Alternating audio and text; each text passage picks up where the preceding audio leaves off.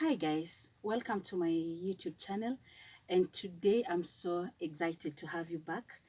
I'm so happy because most of you have subscribed, but if you've not subscribed, please do, because we're going to have live series on this YouTube channel. And today we're going to talk about the power from the within to propel without.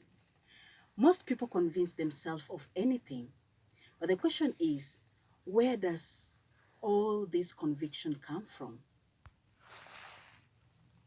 Human conviction comes from accumulated realities around man.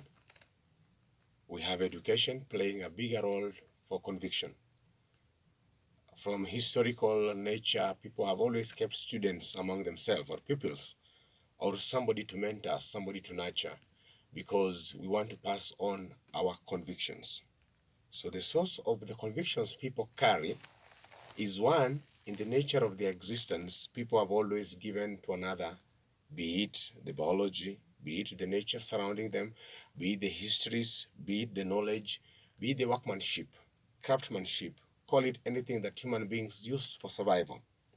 Conviction is necessary for certain levels of survival. And therefore, it is in the human nature to always come to an equilibrium. A society never exists in the extremes. Most people have come to a certain level of believing things, doing things, directing things. This also can be an inhibiting factor, but also is a great source of strength if man is to move on.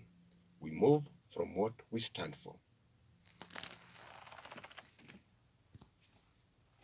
Well, I see people that claim to be so sure of life of others by using incredibly strained and warped logic based on biasness and preconceived notions.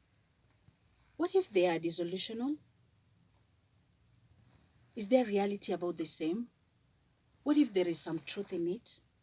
What do you think? On the fact about having realities about people, having being so sure about the life of others, this itself is a curtailing factor.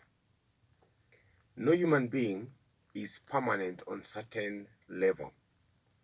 Humanity is dynamic by nature. The fact that you're not young always already tells you certain things die with age, certain things are picked with age.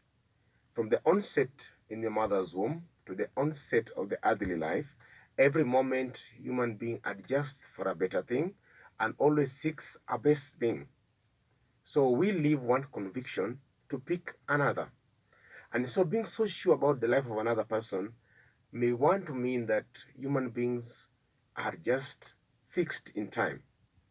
But man is seasonal. Man is flowing.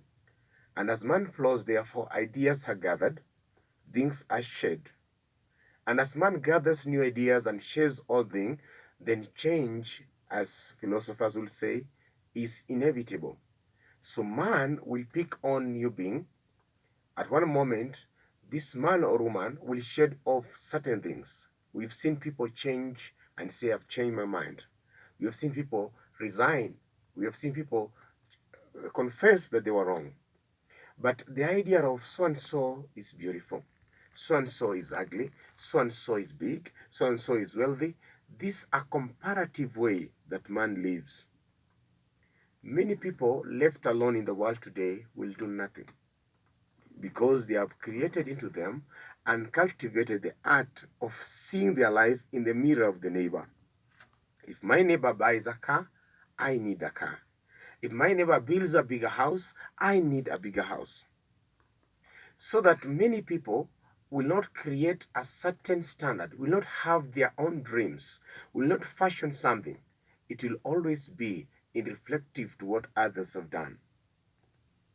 Remember, every person has different talents, have different gifts, have different understanding, have different goals and desires.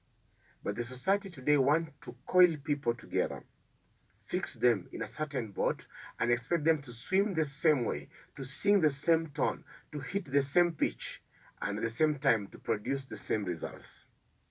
Yes, education also has placed people in such levels. But humanity is a creative being. Human beings in various needs came up with various solutions. These today are the syllabuses we are using in schools. These today are the means we are using as work manuals. But man can still generate new ones. Man can still come up with new solutions to the problems because the power within is the power of the Creator. So man moves the without society, the world outside him, once he is convinced within. Many of us are not giving our best because the power within is not equal to the power to move without.